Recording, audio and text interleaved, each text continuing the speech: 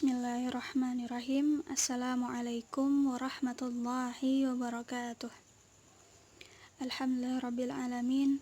Wassalatu wassalamu ala ashrafil anbiya'i wal mursalin Sayyidina wa maulana Muhammadin wa ala alihi wa sahbihi ajma'in, amma ba'du. Alhamdulillah, puji syukur kita haturkan kepada Allah subhanahu wa ta'ala karena pada hari ini kita bisa melaksanakan kuliah online. Shalawat serta salam mari kita curahkan kepada Nabi Muhammad SAW, yang mana berkat perantara beliaulah kita dapat menikmati ilmu pendidikan. Dari kegelapan beliau bawa kita menuju cahaya yang terang benderang, minaz zulumati ilan nur.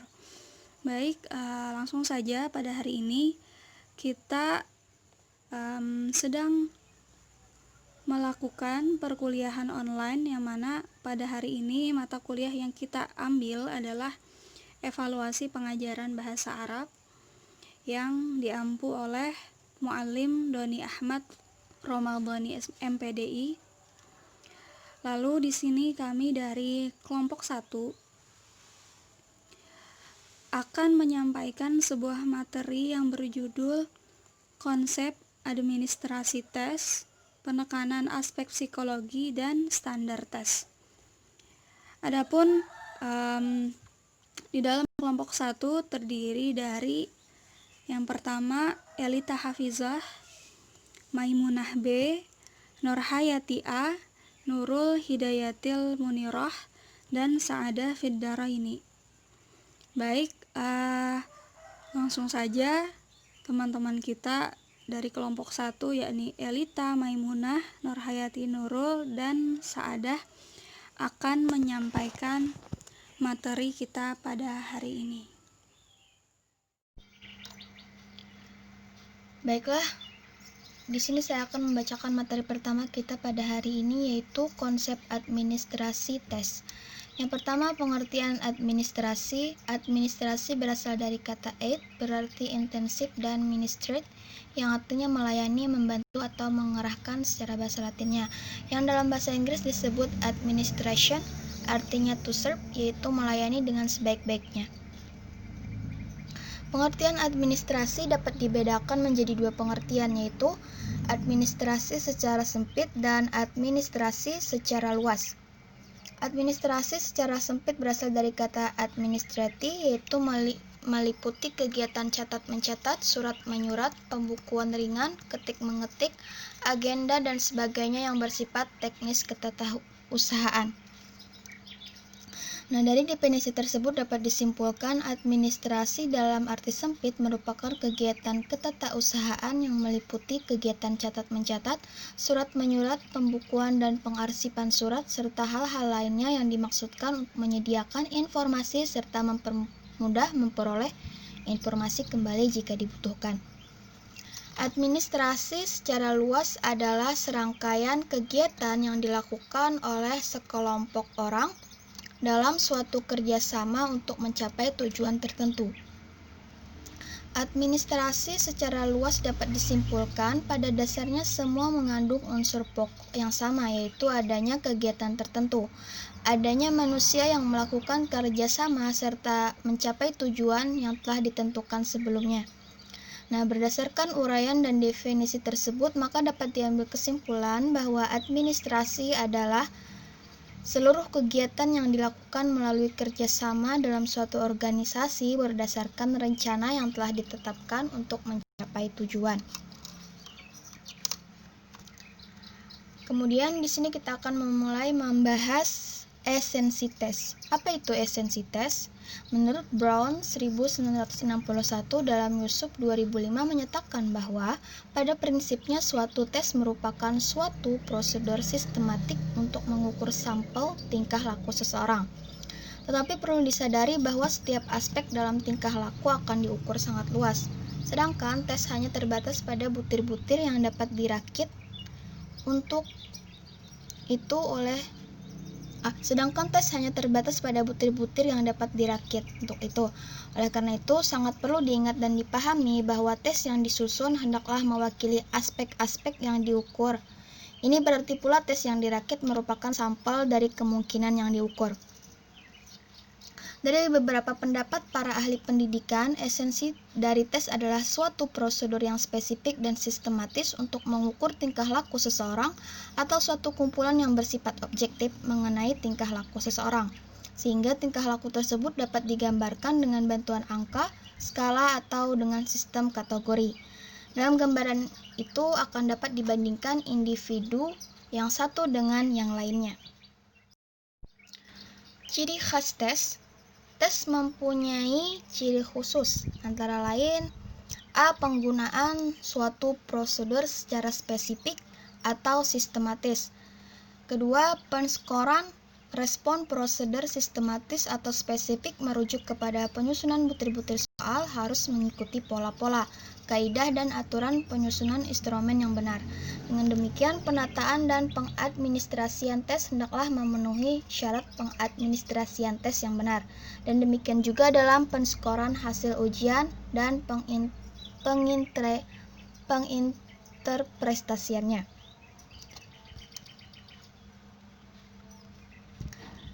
Masuk pada pembahasan berikutnya, yaitu administrasi tes dengan penekanan pada aspek psikologi. Pertama, pertimbangan dalam tes. Pertimbangan dalam tes itu terbagi kepada pelatihan atau pembinaan dan praktek, respon set, implikasi uji pengembangan tes. Dalam penggunaan tes, untuk beberapa atau semua tingkat individu harus adanya pertimbangan dalam memilih tes setelah pelaksanaan, guna pengambilan berbagai uji keterampilan dan pengetahuan dalam mengambil suatu tes, karena tes mempengaruhi berbagai sikap, aspirasi, harapan, keberhasilan atau kegagalan, dan kepentingan, adat, perilaku, dan karakteristik emosional. Banyak faktor-faktor dalam kaitannya dengan tujuan pengujian dan pemilihan tes. Beberapa topik bagaimanapun saran pertimbangan di sini. Oleh karena itu ada beberapa pertimbangan dalam tes, yaitu pelatihan atau pembinaan dan praktek. Menurut Goldman 1971, pembinaan dan praktek dalam mengambil tes sangat efektif dalam meningkatkan performa kepada sejumlah individu dan kelompok yang belum memiliki pengalaman baru-baru ini dengan subjek tes tertentu. Seringnya kegiatan pelatihan dan praktek dapat menambah pengalaman dan jam terbang dalam pelaksanaan tes. Oleh karena itu, pelatihan dan praktek adalah hal yang bukan baru dan sering dilaksanakan oleh individu. Kemudian respon set. Set respons sebagai kategori umum yang dapat dipasang kepada beberapa jenis yang lebih spesifik mengenai perilaku dan mungkin menawarkan pemahaman baru tentang tes psikologi. Suatu set respon adalah kecenderungan untuk mengambil arah tertentu dalam menjawab pertanyaan tes. Jenis dari set respon adalah kecenderungan untuk menebak secara bebas atau untuk menebak pada tes kemampuan, prestasi, atau bakat. Untuk mengurangi set respon yang cukup umum dan mempengaruhi validitas tes, karena individu belum tentu menjawab pertanyaan tertentu, melainkan menanggapi pertanyaan tanpa pandang bulu sejauh konten mereka bersangkutan. 1. Menyusun keinginan sosial. Suatu set respon yang umum terjadi secara menyeluruh pada tes psikologi adalah kecenderungan menjawab sesuai keinginan sosial, bukan berasal dari pribadinya sendiri. Hal tersebut akan berdampak pada tes dan hasilnya. Yang kedua ada menebak. Suatu set respon lain dalam menjawab tes psikologi adalah menebak jawaban yang benar, padahal jawaban itu sesuai dengan pribadi sendiri. Kemudian yang ketiga, kecepatan. Kecepatan dalam menjawab tes akan mempengaruhi tes tersebut. Dengan kecepatan rendah, maka akan mempengaruhi hasil tes dengan maksimal. Sedangkan dengan kecepatan rendah akan mempengaruhi hasil tes yang kurang maksimal. Kemudian ada respon lainnya.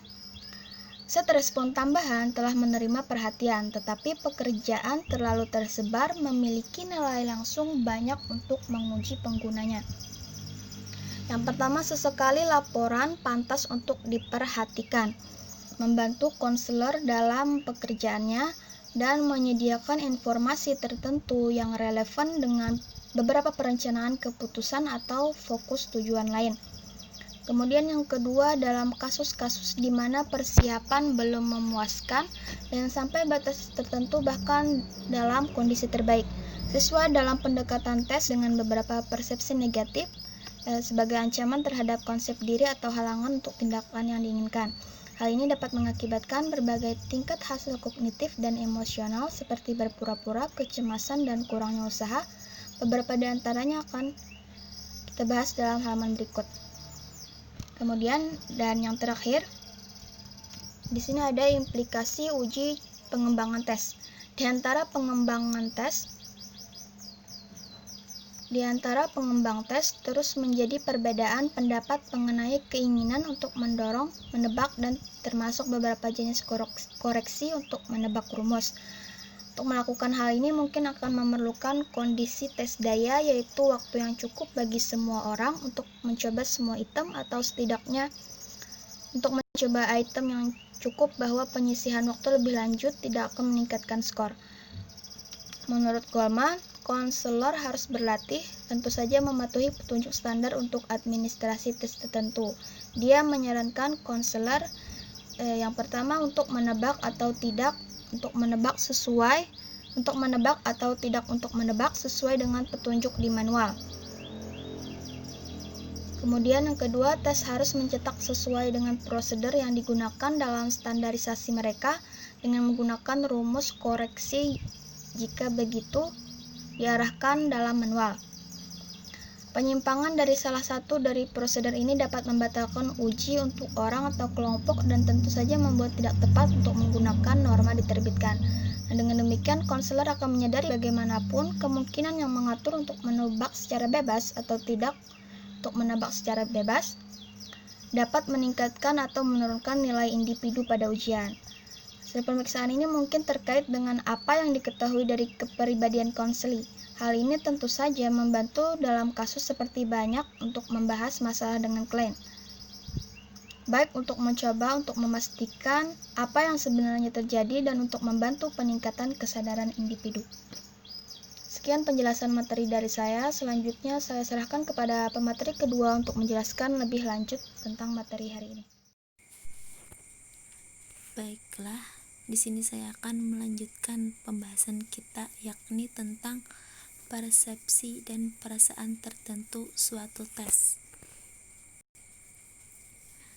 Menurut Goldman, persepsi dan perasaan dari seorang individu atau kelompok tentang tes tertentu dan pengaturan konseling tertentu di mana pengujian dilakukan. Yang pertama, dikecualikan adalah kecenderungan yang telah didiskusikan sebelumnya sebagai respon set. Meskipun hal ini jelas tidak mungkin untuk membuat perbedaan keras dan cepat antara dua kategori. Yang kedua, seorang individu, misalnya yang merasakan tes kecerdasan tertentu sebagai ancaman bagi dirinya, juga dapat membawa individu bertahan. Yang ketiga, karakteristik ini akan mendukung set respon, seperti kurangnya kecepatan dan keinginan sosial. Terakhir, meskipun tumpang tindih, ini akan bermanfaat untuk memeriksa secara terpisah persepsi dan perasaan individu dalam kaitannya dengan tes tertentu. Kedua, fungsi persepsi yang muncul terhadap uji tertentu. Sebagian besar persepsi yang muncul terhadap uji tertentu memiliki fungsi sebagai proses seleksi tes yang dibahas pada bab-bab sebelumnya. Sejauh mana seleksi tes dan konseling yang dilakukan, baik itu dalam grup atau individu, telah dilakukan dengan baik. Kita harus berharap bahwa tes tersebut akan dilihat sebagai bagian yang penting, yakni yang pertama, berpura-pura dan memutar balikan fakta. Selama beberapa waktu telah mapan yang paling menarik dan persediaan kepribadian. Jika tidak semua bisa palsu dalam arah yang diinginkan, kegiatan memalsukan, dan memutarbalikkan fakta akan merugikan hasil tes itu sendiri, sehingga akan berpengaruh pada hasil tes tersebut. Itu adalah suatu tes yang tidak sesuai dengan pribadi sebenarnya. Kedua, tindakan pencegahan dengan administrasi kelompok adalah kesepakatan bahwa lebih sulit untuk mengatasi atau mengurangi kecenderungan setiap pemalsuan atau mengubah tanggapan. Bahkan dengan kelompok satu dapat mencoba berbagai metode persiapan untuk pengujian, seperti pertemuan kelompok atau penjelasan tujuan dari tes tersebut. Bahkan dengan tindakan pencegahan ini, hampir setiap kelompok cenderung untuk mencoba memutarbalikkan fakta secara sadar atau sebaliknya. Ketiga, peralatan terhadap penyimpangan dan penentangan. Sementara itu, konselor dalam situasi apapun setidaknya mengetahui dalam beberapa klien enggan atau menolak untuk menggunakan uji untuk memilih instrumen tes yang baik untuk dirinya. Hal tersebut disebabkan oleh a. adanya perentangan dan penyimpangan seperti pemilihan secara paksa. B-nya telah dibangun detektor kebohongan seperti skala LMMPI.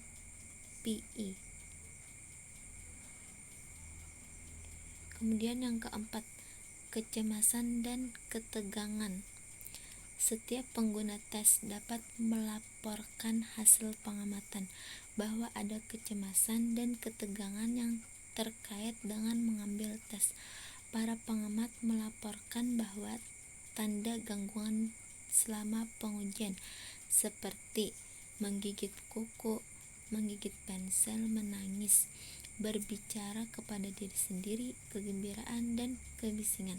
Namun, laporan pengamatan dari beberapa anak-anak ini dalam pengaturan normal mereka kelas berisi sangat sedikit kasus gangguan sebanding.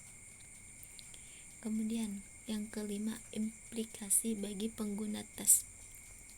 Pada salah satu studi dalam Goldman, bahwa efek dari dorongan yang relatif selama pengujian versus tidak adanya dorongan, maka akan ada perbedaan yang signifikan. Apakah subjek memiliki kecemasan yang rendah, kecemasan tengah, atau kecemasan yang tinggi? Kemudian terakhir, usaha dan motivasi. Hasil lain dari persepsi klien tes adalah tingkat upaya agar mengeluarkan lebih. Aspek ini terkait dengan kecemasan agar klien termotivasi untuk melakukannya dengan baik tetapi tidak begitu banyak sehingga menjadi terlalu tegang. Motivasi dari konselor dapat membantu klien dalam menanamkan diri dalam menghadapi tes.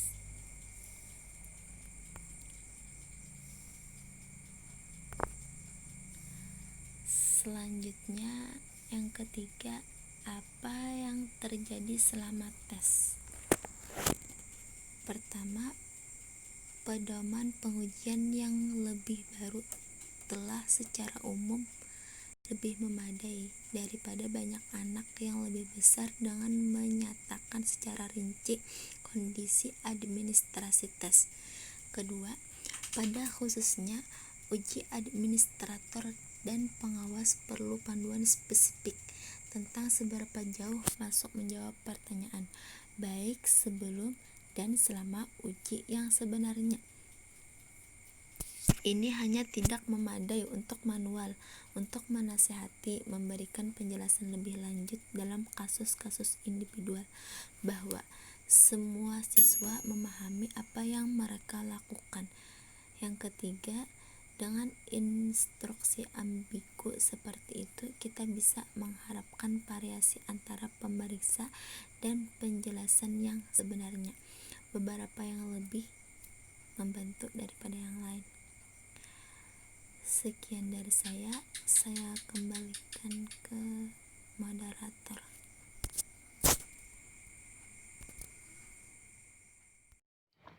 Bismillahirrahmanirrahim.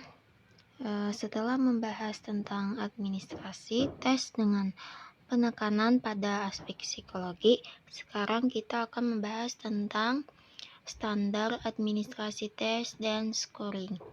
Pengertian standar administrasi tes dan scoring adalah yaitu tes adalah sejumlah atau serentetan pernyataan atau pertanyaan yang harus dijawab oleh siswa, baik secara individu maupun kelompok, untuk memperoleh kejelasan data atau informasi tentang pengalaman dalam belajar sejauh mana telah dikuasai dalam pencapaian tujuan pembelajaran yang telah ditetapkan.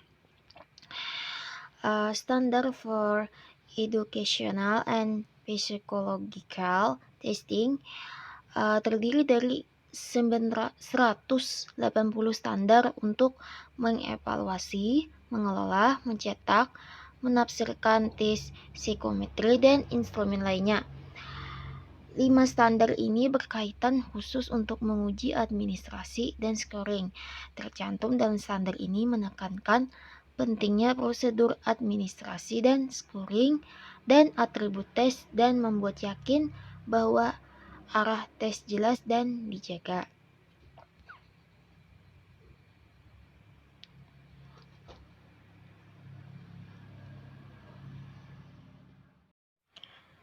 Selanjutnya yaitu jenis atau bentuk standar administrasi tes dan scoring.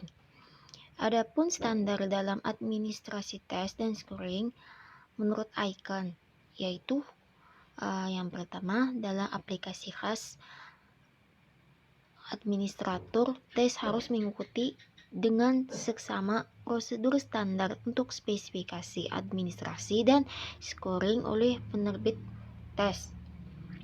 Jadi, spesifikasi mengenai instruksi kepada pengambil tes, batas waktu, bentuk penyajian barang atau respon, dan uji materi atau peralatan harus diamati, terkecuali harus dibuat atas dasar pertimbangan profesional, terutama dalam aplikasi klinis. Yang kedua yaitu lingkungan pengujian harus menjadi salah satu kenyamanan yang wajar dan dengan gangguan minimal. Jadi pengujian ini harus dibaca dan dimengerti. Dalam pengujian komputerisasi, item yang ditampilkan pada layar harus terbaca jelas dan bebas dari sorotan, dan terminal harus diposisikan secara benar. Yang ketiga yaitu upaya yang wajar harus dilakukan untuk menjamin validitas skor tes dengan menghilangkan kesempatan bagi pengambil tes untuk mencapai skor dengan cara-cara curang. Maksudnya validitas itu seperti sejauh mana ketepatan atau kecermatan suatu alat ukur dalam melakukan fungsi ukurannya. Selanjutnya yaitu pengguna tes harus melindungi keamanan bahan uji. Mereka yang memiliki materi tes di bawah kendali harus mengambil semua langkah yang diperlukan untuk memastikan bahwa hanya individu dengan kebutuhan yang sah untuk mengakses materi tes dan dapat memperoleh akses tersebut.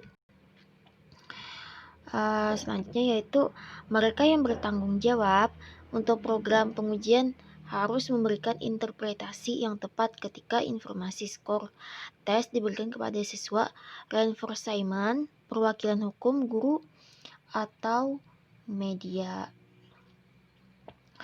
Interpretasi ini harus menjelaskan dalam bahasa yang sederhana, meliputi tes apa arti skor, salah satu tafsir dari nilai tes umum, dan bagaimana nilai akan digunakan. Selanjutnya adalah prosedur harus diikuti dalam pemberian tes tergantung pada jenis tes, baik individual atau kelompok, atau timed, non-time, kognitif atau efektif, serta karakteristik peserta ujian atau usia kronologis, pendidikan, latar belakang budaya, status fisik, dan mental. Apapun jenis pengujian dan jenis orang yang memakainya, faktor seperti sejauh mana peserta ujian disusun dan tingkat motivasi, kecemasan, kelelahan, dan kesehatan juga dapat mempengaruhi kinerjanya. Selanjutnya adalah seperti kesiapan uji WSNS dan motivasi peserta tes dapat mempengaruhi nilai mereka. Faktor-faktor yang bervariasi dan dengan pemeriksa dan situasi juga memiliki pengaruh, seperti keterampilan, kepribadian, dan perilaku pemeriksa, terutama pada tes individu yang dapat mempengaruhi kinerja ujian. Administrator sangat mempengaruhi tes individual, harus memiliki lisensi secara formal atau tersertifikasi sesuai agen atau tersupervisi. Nah, persyaratan tersebut membantu untuk memastikan bahwa proses pemeriksa memiliki pengetahuan yang diperlukan, keterampilan untuk administrasi, skor, dan interpretasi hasil instrumen psikometrik dari berbagai jenis.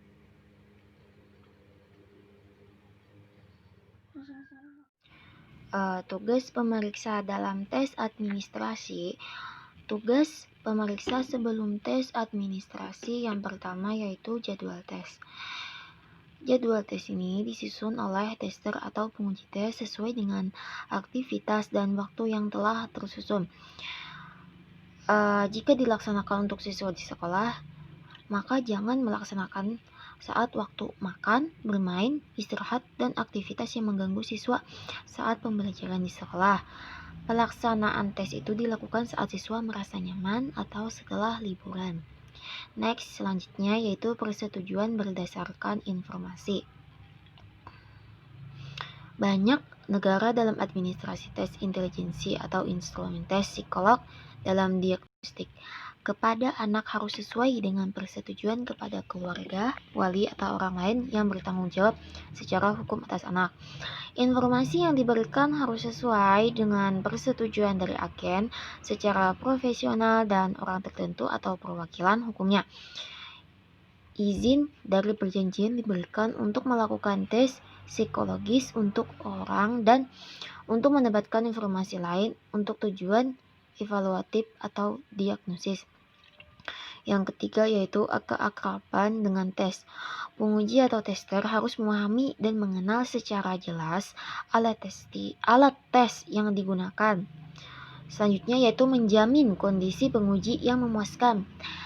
Tester harus memastikan bahwa setting tempat, variabel atau pelaksanaan tes, kondisi lingkungan, temperatur, suara, dan ventilasi, serta kondisi psikolog individu berupa motivasi, konsen, dan performance harus diperhatikan. Dan kualitas ruangan perlu dijaga sehingga dapat mempengaruhi individu. Yang kelima yaitu meminimalkan kecurangan. Sebelum melaksanakan tes, seorang tester atau penguji harus meminimalkan kecurangan prosedur tersusun. Dengan prosedur tersusun akan meminimalkan kecurangan selama pelaksanaan tes. Kemudian, persiapan dari banyaknya pilihan jawaban yang ada di dalam tes, distribusi alat tes, pilihan pertanyaan yang disesuaikan dengan tes. Tugas pemeriksa selama tes. Yang pertama yaitu mengikuti petunjuk uji. Perhatikan persiapan mengenai petunjuk tes merupakan hal yang penting. Pembacaan petunjuk dilakukan dengan nada pelan dan jelas sehingga pemberian informasi dapat tersalurkan kepada peserta tes. Yang kedua yaitu tetap waspada. Ketika administrasi kelompok harus mengikuti standar yang berlaku dan standar yang tidak berlaku sehingga mewaspadai kecurangan yang terjadi dalam menjawab jawaban. Dan yang ketiga yaitu membangun hubungan. Membangun hubungan baik terhadap peserta tes secara individu ataupun kelompok merupakan hal yang penting. Hubungan yang baik akan memberikan sebuah motivasi dan perilaku selama pelaksanaan tes. Maksudnya perilaku yang baik. Selanjutnya yaitu mempersiapkan untuk masalah khusus. Dalam beberapa keadaan, tester atau penguji harus sangat aktif dan sebagai pendorong dengan menciptakan situasi tes dari sejumlah ketegangan pada semua orang, dan kadang-kadang pelaksanaan tes menjadi cemas. Tes pada orang yang sangat muda dan sangat tua, gangguan mental atau keterbelakangan mental, cacat fisik atau orang yang kurang beruntung atau butuh khusus. Pada situasi tertentu, pertanyaan dan jawaban yang dilontarkan kepada klien sebagai bahan waspada dan kelewesan selama pelaksanaan tes. Selanjutnya yaitu kelewesan. Kelewesan selalu menjadi faktor eksternal dan administrasi yang terstandar atau tidak terstandar pada instrumen tes, yaitu menyediakan waktu yang cukup bagi peserta ujian untuk menanggapi materi tes, memungkinkan praktek yang memadai pada item sampel, menggunakan periode pengujian yang relatif singkat, melihat kelelahan, kecemasan, dan membawa ke ikon, menyadari dan membuat ketentuan untuk visual, pendengaran, dan indera lainnya, mempekerjakan dorongan dan penguatan positif, dan jangan mencoba untuk memaksa peserta ujian untuk merespon ketika mereka berulang kali menolak untuk melakukannya. Tes lisan. Kebanyakan siswa itu menganggap ujian lisan itu dengan perasaan campur aduk dan sering menimbulkan keraguan konsekuensinya. Usaha untuk menenangkan rasa khawatir dan memberikan sebuah metode pengujian alternatif bagi mereka yang menjadi emosional dan bingung dalam situasi pengujian lisan, dan meningkatkan efektivitas dan jenis-jenis tes. Yang terakhir yaitu mengerjakan tes. Kadang-kadang orang dapat menyelenggarakan pembinaan tes untuk mendapatkan keuntungan, yaitu mengubah jawaban. Nah, hal ini dapat dilakukan oleh peserta tes dalam mengubah jawaban karena mereka itu merasa bahwa jawabannya salah dan ingin merubah ke jawaban yang benar. Kadang pula dengan melihat jawaban orang lain karena kurangnya motivasi akan jawabannya sendiri. Kadang pula dipengaruhi karena kekurang siapan dari peserta tes. Yang kedua yaitu menebak. Suatu set respon lain dalam menjawab tes psikologi adalah menebak jawaban yang benar, padahal jawaban itu sesuai dengan pribadi sendiri. Dengan menebak suatu jawaban akan membuat keraguan dalam hasil tes. Terima kasih. Bagi mereka yang menjadi emosional dan bingung dalam situasi pengujian lisan, dan meningkatkan efektivitas dan jenis-jenis tes. Yang terakhir yaitu mengerjakan tes. Kadang-kadang orang dapat menyelenggarakan pembinaan tes untuk mendapatkan keuntungan, yaitu mengubah jawaban. Nah, hal ini dapat dilakukan oleh peserta tes dalam mengubah jawaban karena mereka itu merasa bahwa jawabannya salah dan ingin merubah ke jawaban yang benar. Kadang pula dengan melihat jawaban orang lain karena kurangnya motivasi akan jawabannya sendiri. Kadang pula dipengaruhi karena kekurang siapan dari peserta tes. Yang kedua yaitu menebak. Suatu set respon lain dalam menjawab tes psikologi adalah menebak jawaban yang benar, padahal jawaban itu sesuai dengan pribadi sendiri. Dengan menebak suatu jawaban akan membuat keraguan dalam hasil tes. Terima kasih. Baiklah, penjelasan selanjutnya. Setelah tadi dijelaskan tentang tugas pemeriksaan sebelum dilaksanakan tes maupun tugas pada saat dilaksanakan tes, selanjutnya adalah tentang tugas pemeriksaan setelah tes.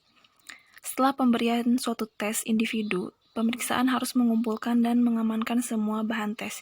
Jadi setelah individu ataupun kelompok telah diberikan suatu tes, maka bahan tes tersebut harus diamankan atau dikembalikan. Kemudian memeriksa kembali yang harus mengenai performanya. Mungkin diberi hadiah kecil dalam kasus seorang anak dan kembali ke tempat yang tepat.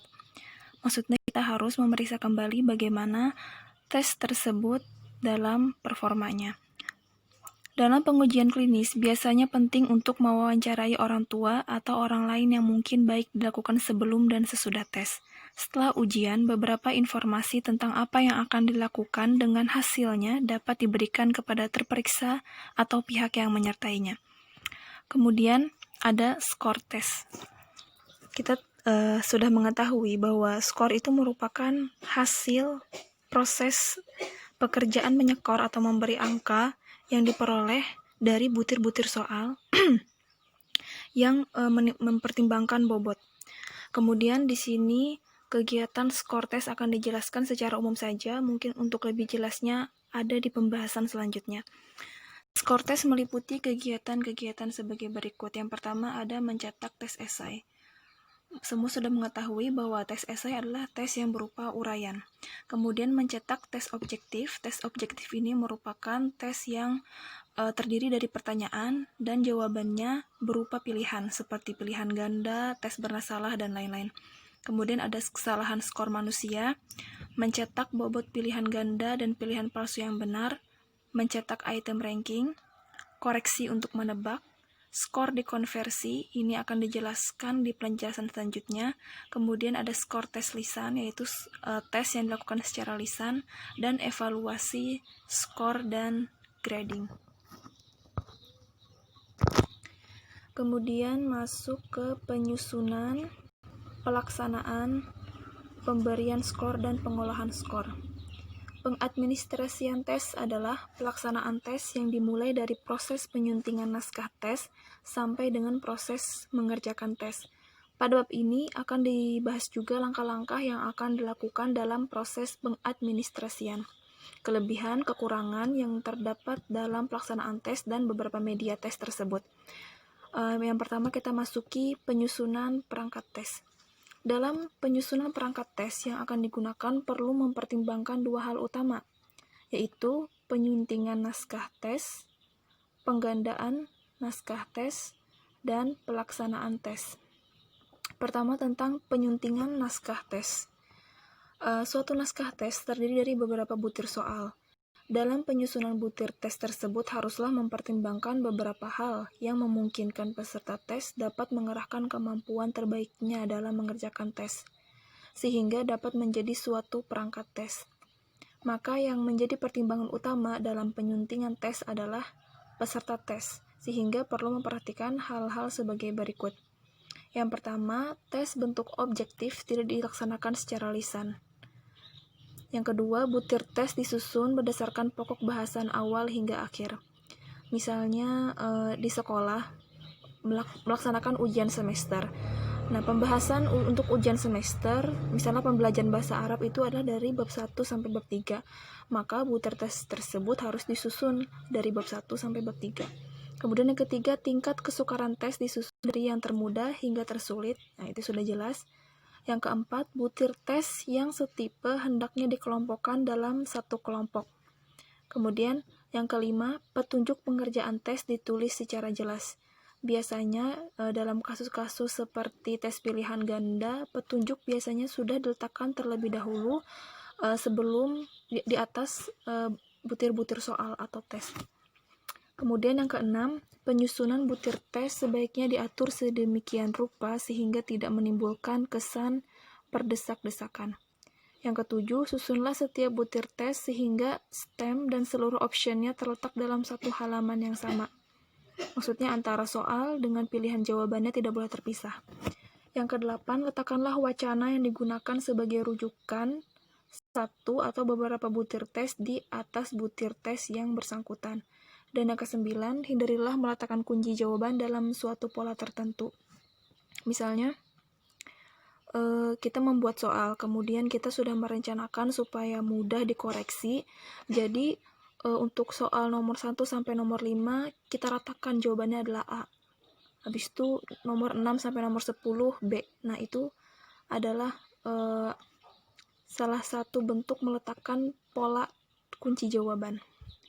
Setelah tadi penyuntingan, masuk ke penggandaan naskah tes. Dalam proses penggandaan tes, haruslah dapat menjamin kerahasiaan naskah tes, sehingga tidak akan mengganggu konsentrasi peserta tes dalam melaksanakan tes. Penggandaan tes sebaiknya terpisah antara lembar tes dari lembar jawaban. Beberapa petunjuk praktis dalam penggandaan naskah tes yaitu: yang pertama, antar butir tes harus cukup tersedia ruang, sehingga tidak terkesan saling berdesak-desakan.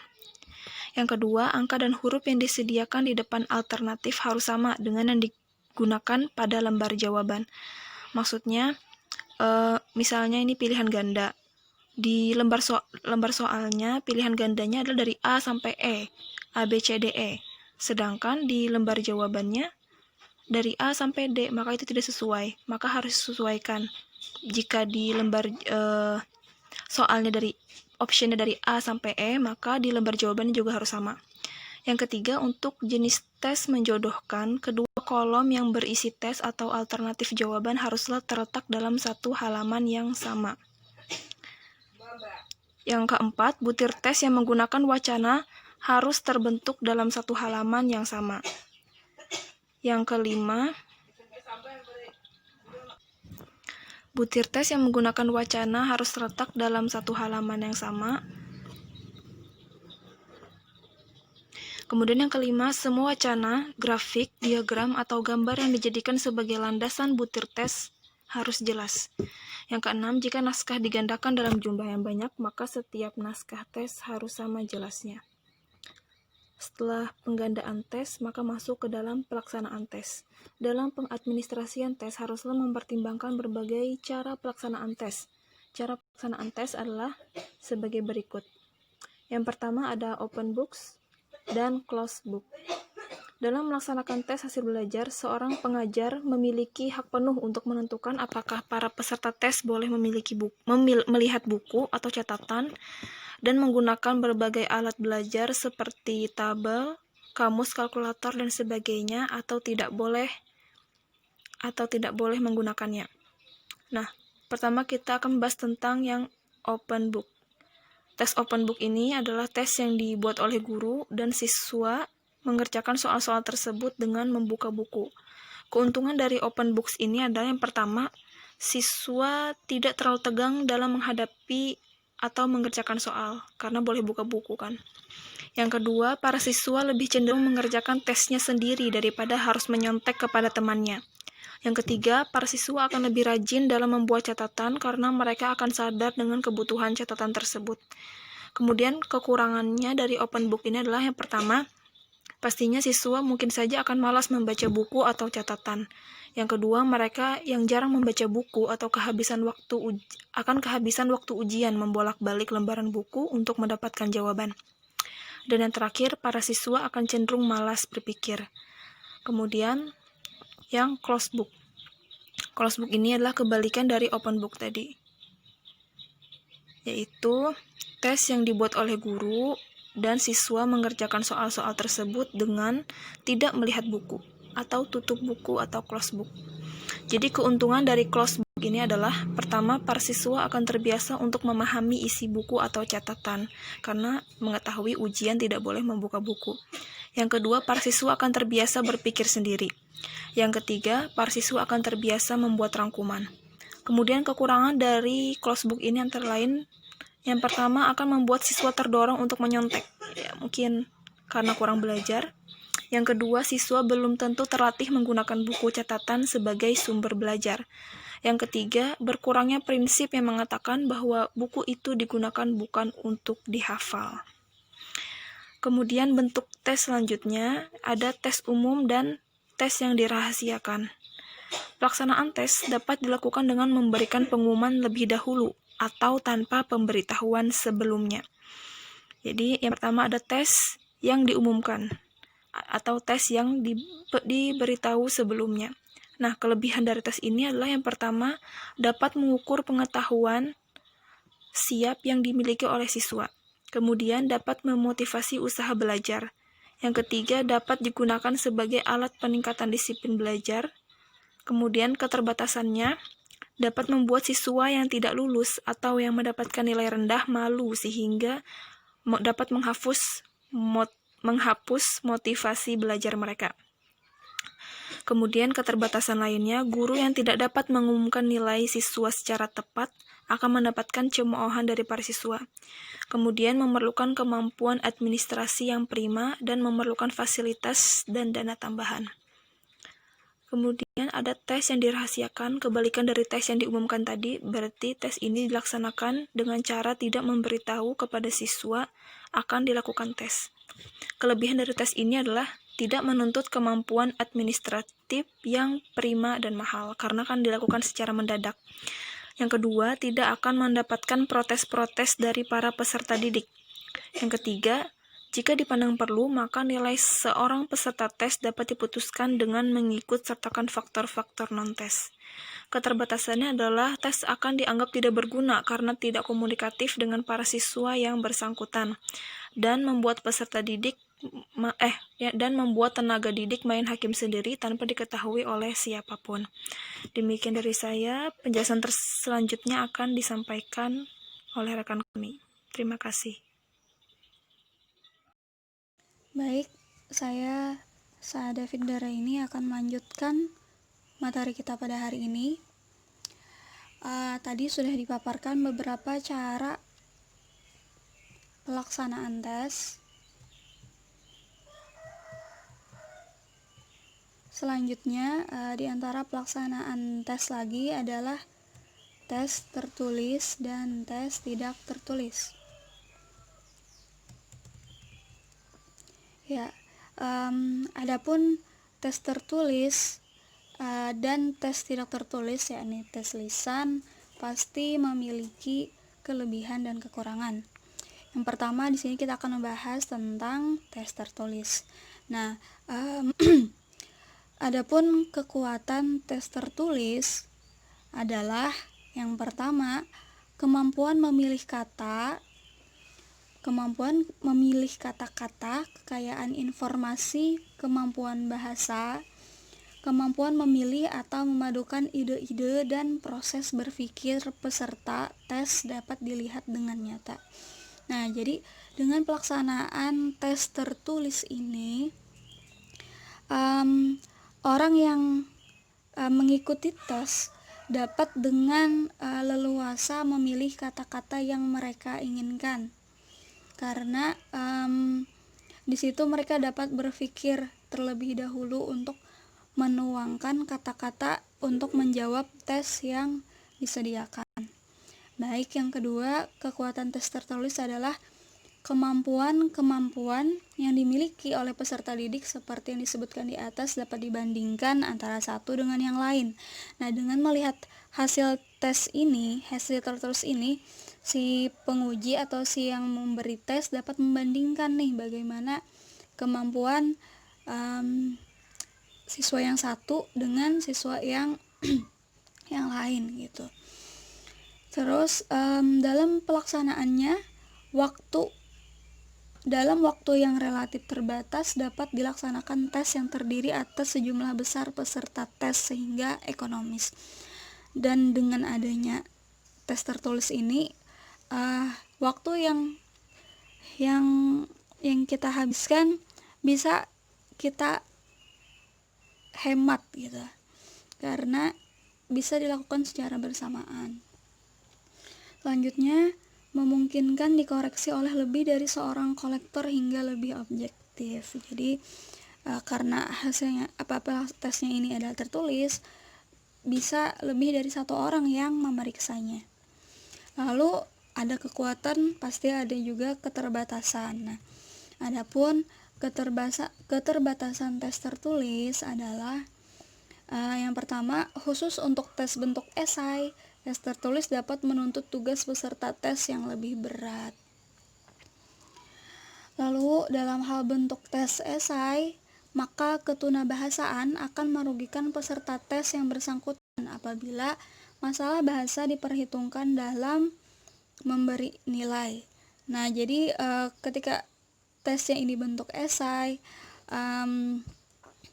peserta tes yang kurang mampu membahasakan apa yang mereka ingin jawab, maka ini akan menjadikan kesulitan bagi mereka gitu.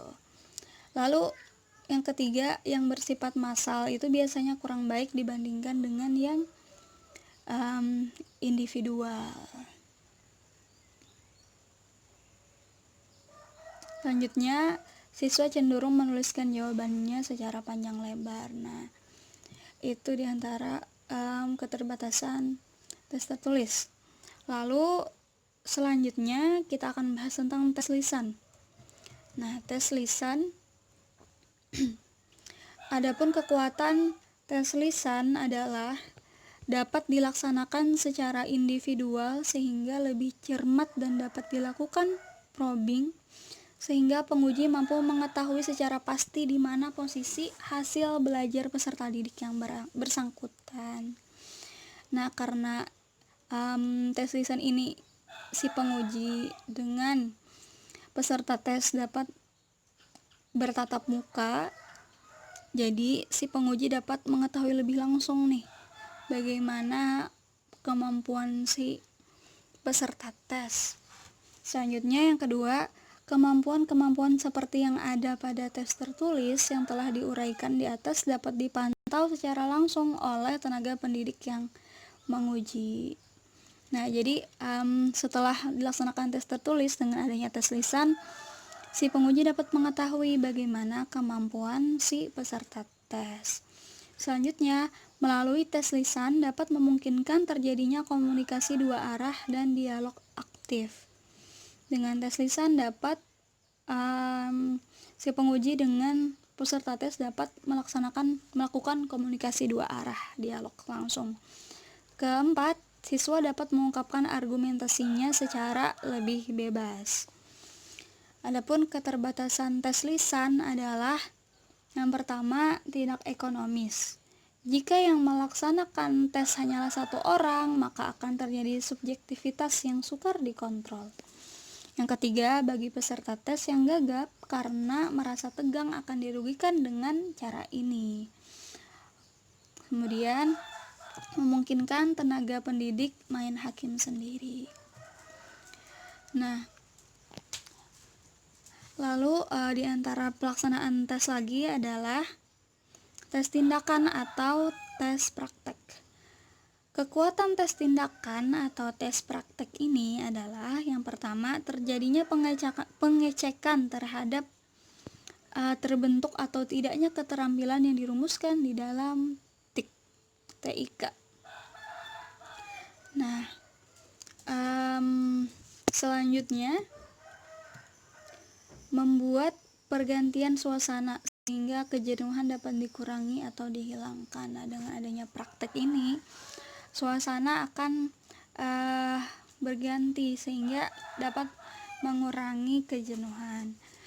Nah, di samping itu ada keterbatasan tes tindakan atau tes praktek ini. Yang pertama, tidak semua bahan dapat diuji praktekkan, tergolong mahal, dan tenaga pendidik dituntut lebih mampu dari siswanya. Nah, jadi kalau mau melaksanakan praktek, si pendidik ini harus lebih mampu daripada siswanya. Selanjutnya, jika prakteknya tidak dalam keadaan yang sesungguhnya, maka siswa cenderung akan main-main, tidak serius, atau sebaliknya. Selanjutnya adalah pemberian skor. Pada hakikatnya, pemberian skor adalah proses pengubahan jawaban instrumen menjadi angka-angka yang merupakan nilai kuantitatif dari suatu jawaban terhadap item dalam instrumen. Angka-angka hasil penilaian selanjutnya diproses menjadi nilai-nilai atau grade.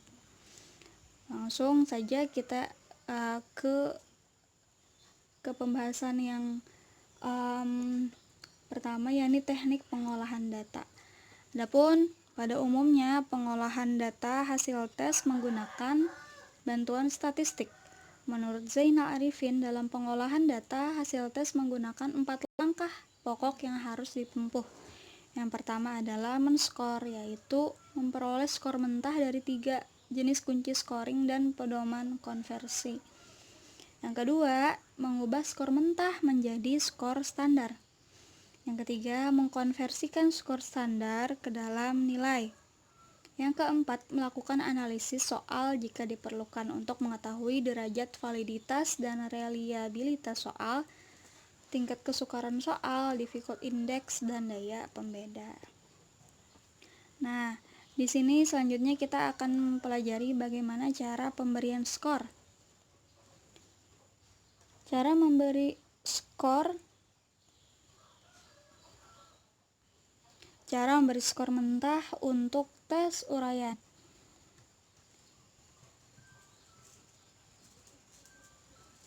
Menurut Zainal Arifin, sistem bobot ada 2 macam. Yang pertama, bobot yang dinyatakan dalam skor maksimum sesuai kesukarannya, dan yang kedua, bobot dinyatakan dalam bilangan-bilangan tertentu sesuai dengan tingkat kesukaran soal.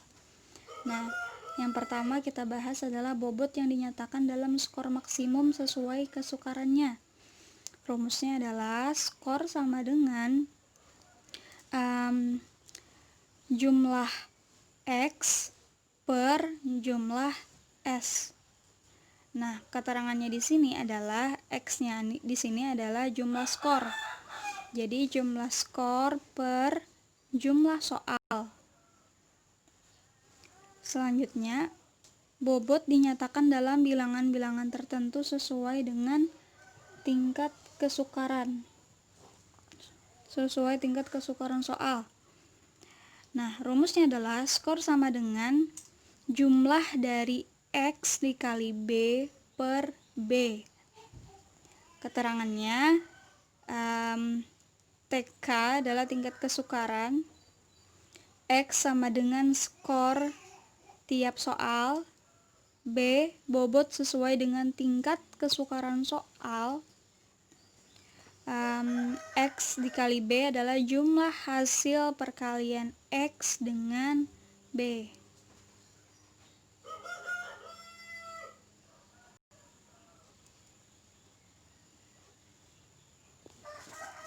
Selanjutnya, cara memberi skor mentah untuk tes objektif. Di sini ada 2 cara memberi skor pada tes objektif. Yang pertama, tanpa rumus tebakan atau non-guessing formula. Pemberian skor pada tes objektif pada umumnya digunakan apabila soal belum diketahui tingkat kerumitannya.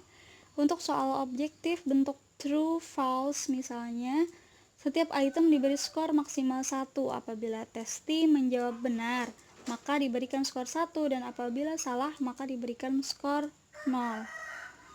Yang kedua, menggunakan rumus tebakan atau guessing formula. Biasanya rumus ini digunakan apabila soal-soal tes itu lemah diuji cobakan dan dilaksanakan sehingga dapat diketahui tingkat kebenarannya. Nah, adapun rumus-rumus tebakan adalah sebagai berikut. Bentuk benar, salah, true or false. Nah, cara mengetahui skornya, S sama dengan jumlah B dikurang jumlah S. Keterangannya di sini adalah skor yang dicari, S adalah skor yang dicari, jumlah B adalah jumlah jawaban yang benar, jumlah S adalah jumlah jawaban yang salah. Jadi jumlah jawaban yang benar dikurang dengan jumlah jawaban yang salah. Yang kedua adalah bentuk pilihan ganda atau multiple choice. Rumus pilihan ganda adalah S sama dengan jumlah B dikurang jumlah S per N dikurang 1. Nah, keterangannya di sini adalah S adalah skor yang dicari, jumlah B adalah jumlah jawaban yang benar, jumlah S adalah jumlah jawaban yang salah, N sama dengan alternatif jawaban yang disediakan, 1 sama dengan bilangan tetap.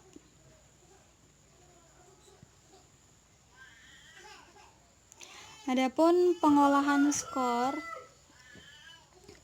yang pertama, pengolahan dan pengubahan skor menjadi skor standar. Dalam pengolahan dan pengubahan skor menjadi skor standar atau nilai, terdapat dua cara yang dapat ditempuh, yaitu A. Pengolahan dan pengubahan skor mentah menjadi nilai dilakukan dengan mengacu pada kriterium atau sering juga disebut dengan patokan.